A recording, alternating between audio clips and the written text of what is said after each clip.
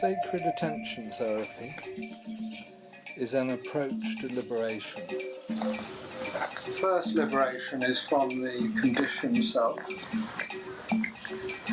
psychology of early life. The second liberation is from the realization of the true nature, the fulfillment of oneself as a personality. And the third liberation is the liberation into the life of spirituality and spiritual practice. Sacred attention therapy, or SAT, is a meta-psychology because it embraces not only the physical, emotional, mental and energetic aspects of the human being, but also the spiritual and the transcendental. Therefore, it is uniquely placed to be an applied psychology through counselling and psychotherapy in the 21st century, in which human beings are more complex than ever before.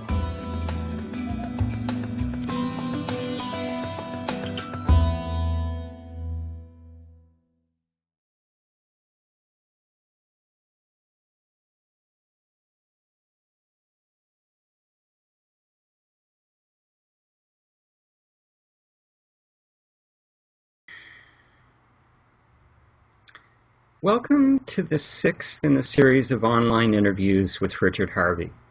My name is Rob Meeker. Today's interview will discuss the lecture, The Ocean of Stillness, from the Hsüan Hsüeh Discourses. This lecture is available in written form in Bodhi Ocean, an ebook that is available on the books page of the Sacred Attention Therapy website. You can listen to the full recording of many of these lectures on the lectures page of the Sacred Attention Therapy website. And lastly, you can view many other interviews on the videos page and on our YouTube channel.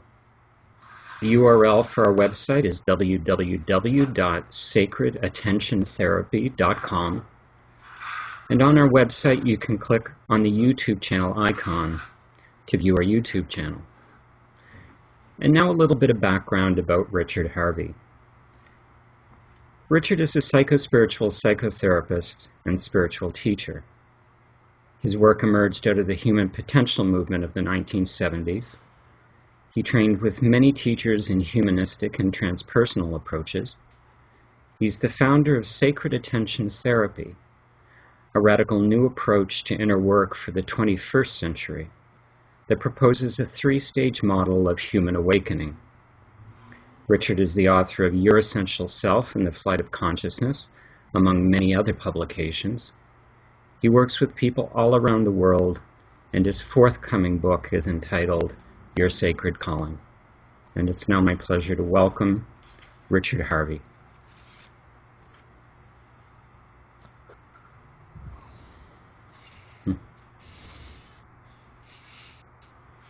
Thank you, Robert.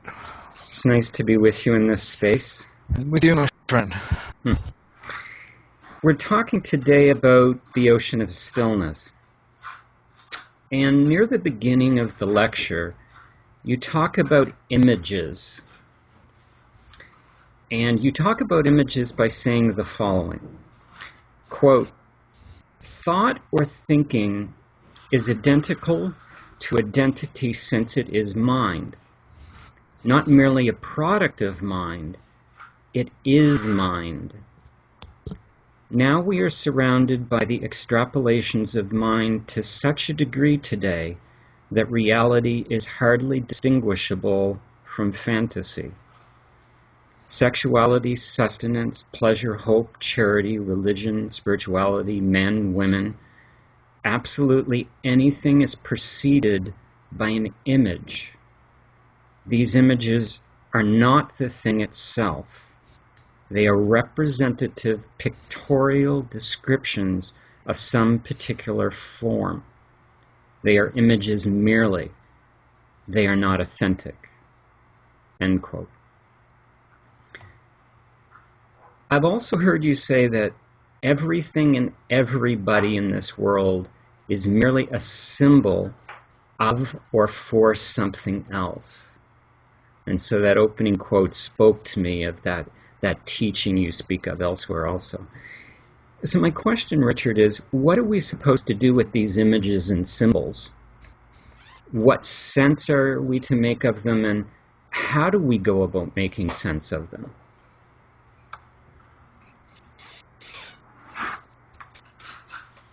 You have to, if you're inclined to reach reality, if you experience some kind of dissatisfaction in life, then you have to ask yourself, what is the cause of the unreality that causes the dissatisfaction? Dissatisfaction is a response to shallowness, should we say, or superficiality. It's somehow not sustaining, not nourishing.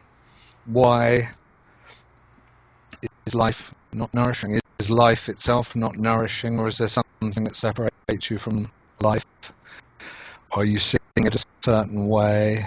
All these kinds of questions, when you first begin, when you come into this process of opening and discovery, usually on a psychological level before the spiritual, how is it that I'm not fulfilled? How is it I'm not happy? I mean, should I not be happy? Is life miserable?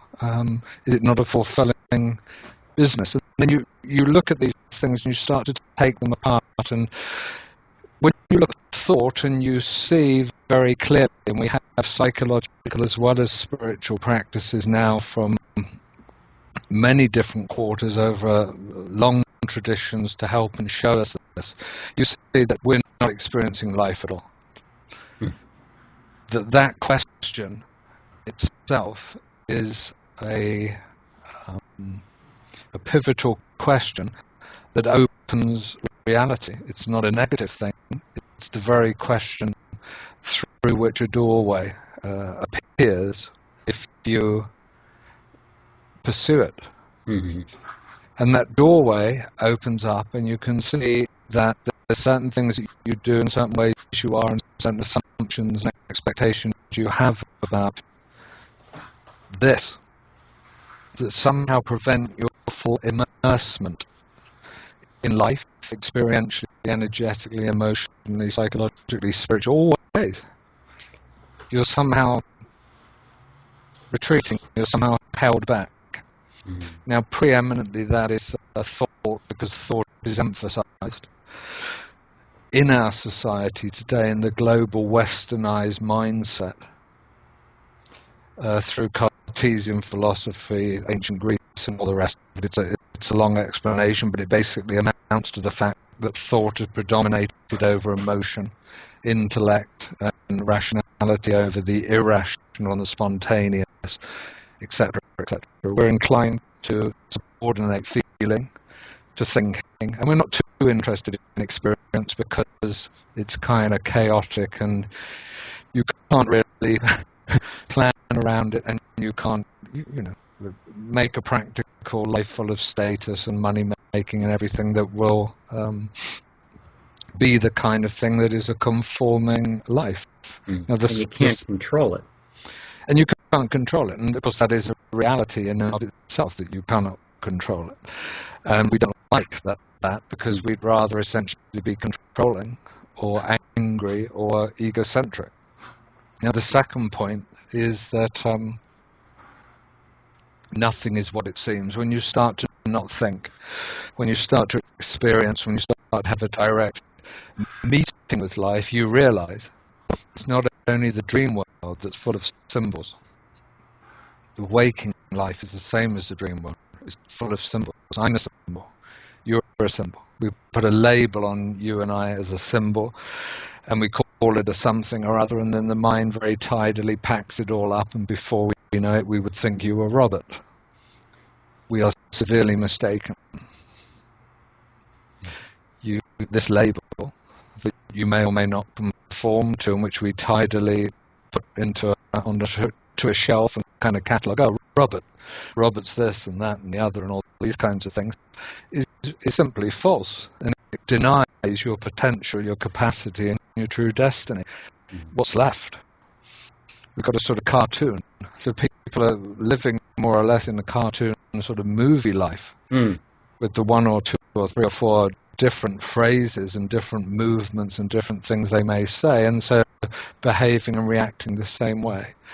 The ancient wisdom, which I would uphold all the way and reflect, is everything is symbolic without exception. Everything.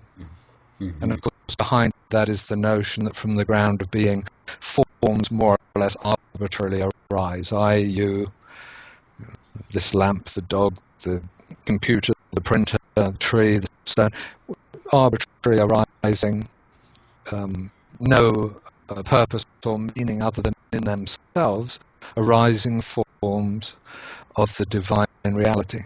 Mm-hmm. And so the way, perhaps the last point, how should we be, how should we meet these forms? We meet each and every one in their essence as spiritual, as divine, as sacred. Nothing is not sacred.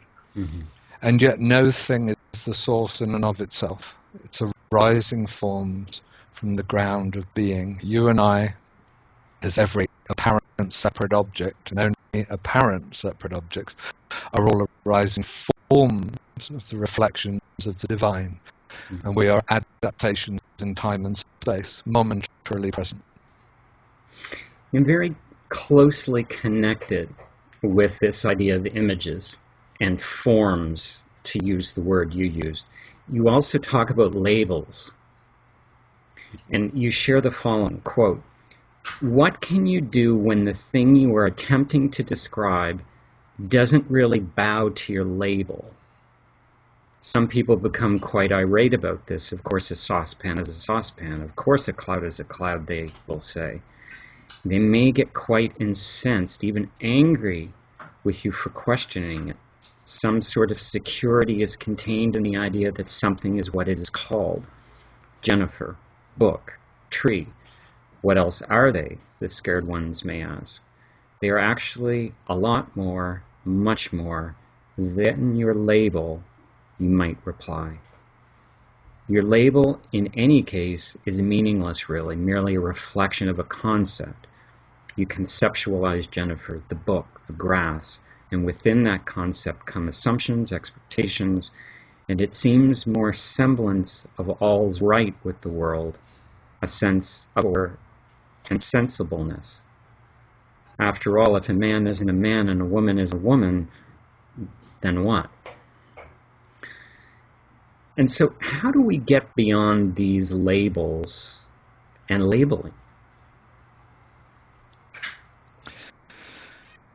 To approach things in openness without assumptions and expectations of anything, to not have the thought preceding the experience, is to momentarily experience even the divine, you might say. Quite extraordinary. To really taste, touch, smell, hear, see, without assumption, without labeling, without the common conforming to something or other being that label which highly catalogued in mind, is to truly meet it in, I think this was in our last interview, the I-thou relationship, in which there is a true meeting without anything in between. You can look at it in your own life when you see people or you approach a task, or you, from the very moment of waking consciousness, move into life, and this apparent need to label, to compartmentalize your day to the degree that you can't even feel, taste, hear, or touch it anymore. It's all become just some way you expect it to be.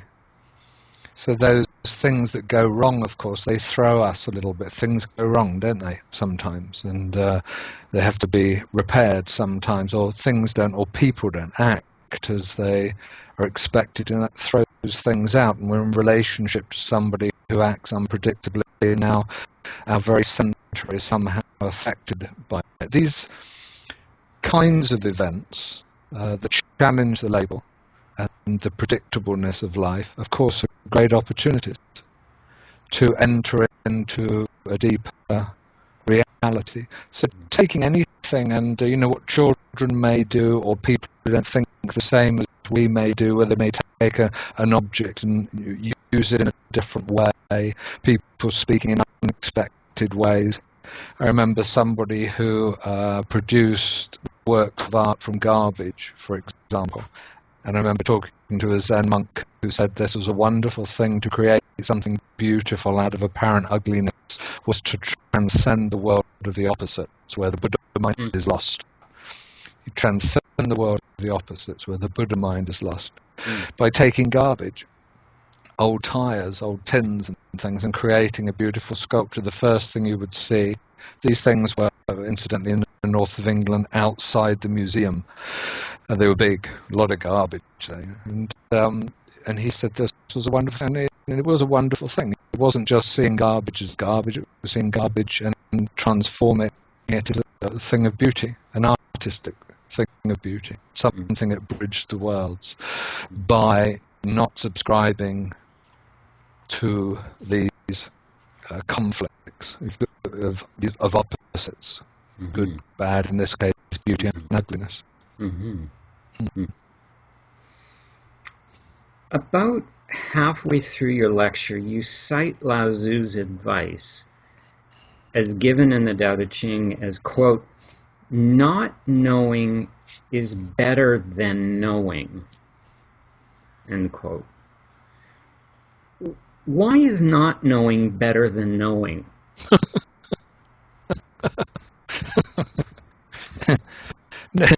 It's better than knowing, because knowing is false. Not knowing is true, in the sense that you can never fathom anything. The conceit of I know you. I've lived with you for 30 years. I know my partner or something, or I know this, or I know this, that, and the other.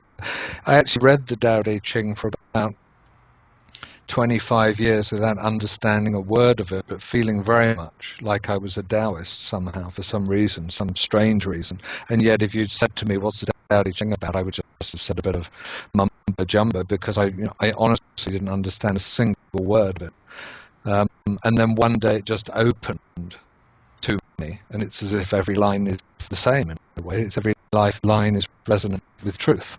But there are always these one turnarounds, not knowing and knowing, and you find yourself caught in mind. And of course, mind doesn't understand the Taoist. Wonderful thing about Taoist teachings is you have to lose the mind to gain access. And to try, you can say it off pat, not knowing, yeah, great idea. But really, not knowing as a reality and living not knowing is to live in the mystery. And in the mystery, you receive, you're receptive, you're open, you're empty, and therefore you let life in. You become continuous with life itself, with whatever's before you, rather than I am looking at you or I am looking at it. And you're aware that any object is a total mystery, an unfathomable field of attention. It's a conceit to know or to think you know. Over the past year, I've adopted an approach to when I'm asked, well, what are you? And typically the question comes in the context of a study group or a discussion group, and someone who's maybe new or has been there a little while, they'll ask me, well, what are you? Trying to make sense of, this person and this approach, coming in, and I've settled on responding by saying, well, what I am, I'm still in the process of discovering. But what I do are these things, because normally the response back is expected to be, well, I'm a minister, I'm a therapist, or I'm a counselor, and I'm none of those things. And I'm still in the process of discovering it, and I'm becoming ever more comfortable knowing that Exactly. it's a process of discovery. And stay tuned. You go on to tell of the tale of Lao Tzu's disenchantment with the world when you write, quote, "It is said that Lao Tzu was sick at heart at the ways of men." And this is a profoundly deep phrase, sick at heart at the ways of men. Yet it may be felt quite commonly. In fact, it may propel us into inner work. The feeling of some soul sickness, some deep dissatisfaction when all that the outside world has to offer leaves us still wanting more. End quote. My question for you, Richard, is what is beyond the wanting? Oh. Trick questions, rather. What is beyond the wanting is the, you see, it's hard to open to the satisfaction of fulfillment, of the reality that everything is present that you will ever need. And again, it's easy to say these words, but to be in that place where you know that in this present moment you are fulfilled, and there's no impetus or restlessness or forward drive. Look for the forward drive, because the forward drive tends to come from here. It may come a little somewhat from the will center. This is down here. This is the movement of the body forward, but it's really dictated by mind, with this endless restlessness of dissatisfaction, which comes from identification, separation, and division. Now, if you go back up on that and say, well, the identification isn't true, so the other two, we can cauterize that straight away. If I don't identify as myself in fear, and of this body atrophying and aging and dying from its human condition and so on, but if I center myself in my being, then what happens is you realize the ancient Vedic statement, Atman is Brahman, I am that. What I am is the totality. I am all. Now this, thousands of years old, Indus Valley, pre-Christian, pre-Buddhist, teaching is, of course, deeply profound to settle into our being. The consciousness exercise, which we have up and running on the SAT website on the homepage, the consciousness exercise, which many people now seem to be doing regularly, which is lovely. And you have to listen to the instructions a few times. I brought about as an essence of meditation to take you as quickly as possible to being, so that the reality of the totality being in you, you have this idea again from mind that you live a life, or you're in this place, you're born in here, and then you mature, and all these things happen in a narrative form. But how about this other way of looking at it? In being, the envelope gets folded inside out, so to speak, and everything appears within you. Within this body, in present space-time, is eternity.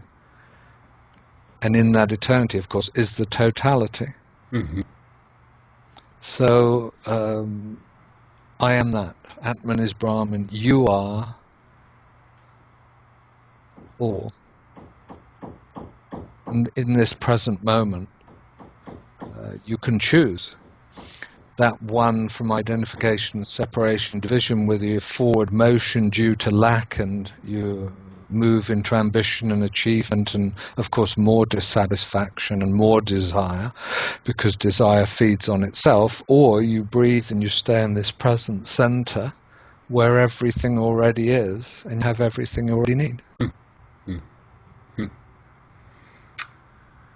Near the end of the lecture, you talk about Jung and Durkheim, suggesting that psychotherapists should be spiritual teachers. And here's what you had to say. Quote, Carl Jung implied it and later Durkheim stated it. The psychotherapist should be a spiritual master. This is what we are as counselors, healers, and therapists, and should orient ourselves toward a thorough grounding in spirituality, grounded spirituality as a deep basis for our practice, recognizing the sacred and spiritual nature of human beings as the fundamental truth, end quote. And so my question is what is inherent in the psychotherapist that makes them a good spiritual teacher? And what's inherent in the spiritual teacher that makes them a good psychotherapist? Possibly we back up a little bit and just acknowledge the conflict, the seeming conflict here, the traditional views, which are very alive today. I mean, I hear them every week, really, which is from the spiritual world. Please ignore the ego, please ignore the counselor and the psychotherapist and this indulgence in the small self. Move straight ahead into the reality of enlightenment or whatever. And then on the other side, of course, whether they know it or not, the psychiatrist, the psychoanalyst, the counselor, the psychotherapist, traditionally and again alive and well today, will be attempting to reconstitute in some way the ego or the ego processes. Perhaps there's a mediation between the superego and the pleasure-seeking principle or whatever it is that's going on in order to somehow heal or make somebody's life better. The question is, do we improve the lot of the ego self, or do we kind of trash the ego self and go straight to the truth, as it were? And I know that sacred attention is a way of bringing these two ideas together and saying we don't trash any of it.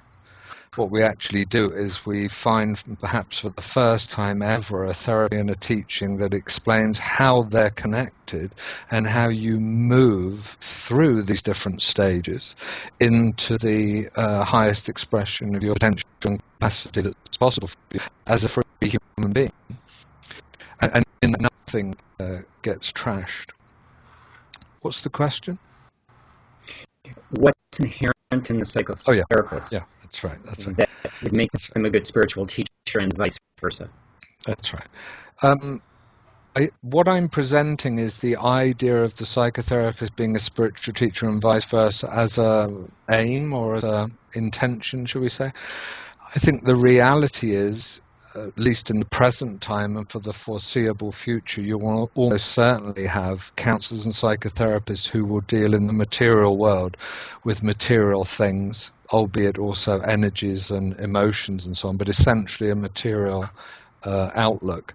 It would be nice if even they, though, had a spiritual sensibility of some sort. And perhaps more remedial is the spiritual world. And I'm sorry to say this, the spiritual teachers who often I'm hearing about directly, indirectly, in all sorts of ways, are still disparaging of the psychological. And the strange thing about it is, what they're doing nearly the whole time is psychological work, and often not terribly well. And the reason they're not doing terribly well, of course, is they're not psychologists. Neither are they psychotherapists or psychiatrists or doctors or psychoanalysts. These are all different things, of course. But they're none of these things. And so they tend to not be able to deal with the different aspects of the human facade very well. And I'm saying this as humbly as I possibly can, but it's my experience, I'm afraid. And I have reached a place, maybe I've shared it here before, where I feel that to be a spiritual teacher and therefore involved in at least 80% of your practice, of your ministry with psychological objects, with people who are wrestling with their psychological being in order to surrender and all of this, possibly when they couldn't even do it, that you're irresponsible in the spiritual world to not have some knowledge of Western psychology, for that matter Eastern psychology, that illuminates you to know what is happening. We've had terrible things over the last several decades happen in the name of the spiritual. We've had people throwing themselves off buildings. We've had people whose lives have been destroyed directly or indirectly by gurus and spiritual wisdom. I mean, it's you just have to look into it. And the reason for it mostly is we haven't handled it very well. And we haven't realized that the spiritual teacher is dealing in the world of psychology, and it would be as if, I don't know, I suddenly found myself in a university department trying to teach quantum physics or something. I just wouldn't be very good at it. I just wouldn't. On the whole, spiritual teachers are really not very good at the human aspects of people's insecurities, lack of safety, and their emotional and energetic selves. They're inclined to be uncompromising, inclined to move straight into something like the Vedic idea. Many people are not ready to even remotely hear these kinds of ideas. Atman is Brahman. And if you have some kind of mental instability and you hear something like that, you inevitably will go up the wrong corridor with it. You can't teach this stuff in that open way.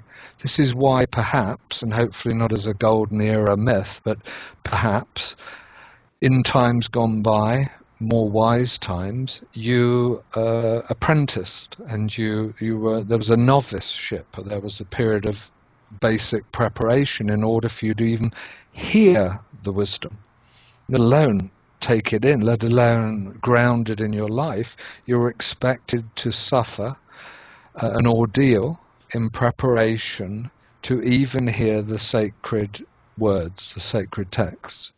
And that's right. That's how it should be. The way we can address that today, the way in which we can translate that, is to say, you grow out of childhood first of all. You release the past, and with that your neuroses and anxieties and reactive self towards life that's based in lust, and you enter into the life of the heart and authenticity in preparation for sacred spirit truths. And in that way, and by bringing together the worlds of psychology and spirituality, hopefully we can spread the light. A beautiful note to end the interview on. And with the end of this interview, I believe that marks the end of the interviews about the Hsüan Hsüeh Discourses. And we'll begin a new series when we come together the next time. I believe it'll be the Turnian talks that we'll launch into. Looking forward to it. Me too. Thank you. Thank you, Robert. Till then, bye-bye.